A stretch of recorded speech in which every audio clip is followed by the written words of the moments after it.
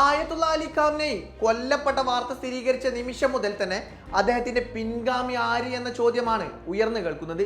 3 പതിറ്റാണ്ടിലധികം ഇറാനെ ഭരണപരമായും ആത്മീയമായും നയിച്ച ഖാംനെയുടെ മകൻ മുജ്തബ ഖാംനെയുടെ പേര് ആ മണിക്കൂറുകളിൽ തന്നെ സ്വാഭാവികമായും ഉയർന്നു കേട്ടു.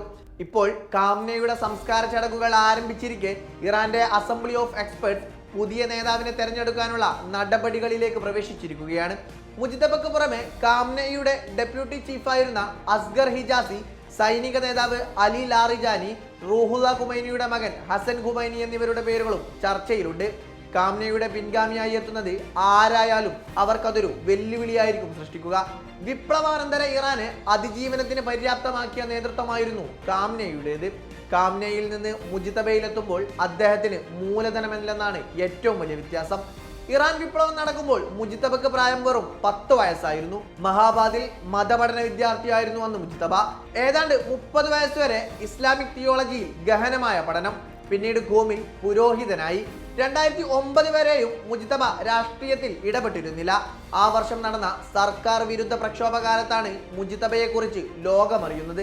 അക്കാലത്ത് പ്രസിഡന്റായിരുന്ന നെജാദിന് മുജ്തബയുടെ പിന്തുണയുണ്ടായിരുന്നു.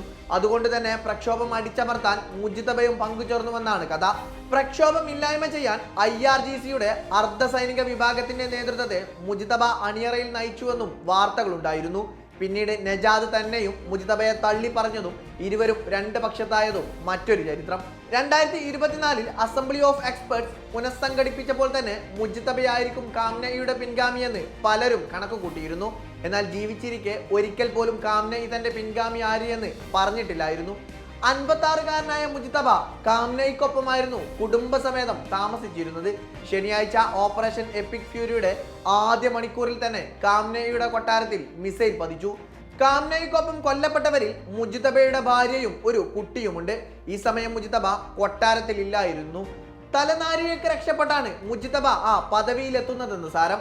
ഇത് പക്ഷേ ഇറാന്റെ ചരിത്രത്തിൽ പുതുമയുള്ള കാര്യമല്ല. ഖാംനെയി തന്നെയും ഇത്തരത്തിൽ രക്ഷപ്പെട്ട് ജീവിതത്തിലേക്ക് കടന്നു വന്നയാളാണ്. പ്രസിഡന്റ് പദവിയിലെത്തുന്നതിന് മാസങ്ങൾക്ക് മുമ്പായിരുന്നു അത്.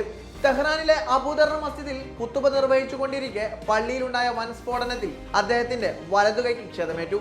നിശ്ചലമായ ആ കൈയുമായാണ് ശിഷ്ടകാലം മുഴുവൻ അദ്ദേഹം ജീവിച്ചതും ഒരു ജനതയെ അതിജീവനത്തിന് പ്രാപ്തമാക്കിയതും. ആ ഖ്യാതിയിലേക്ക് മുജ്തബക്ക് എത്താനാകുമോ എന്നാണ് ലോകം ഉറ്റുനോക്കുന്ന ചോദ്യം.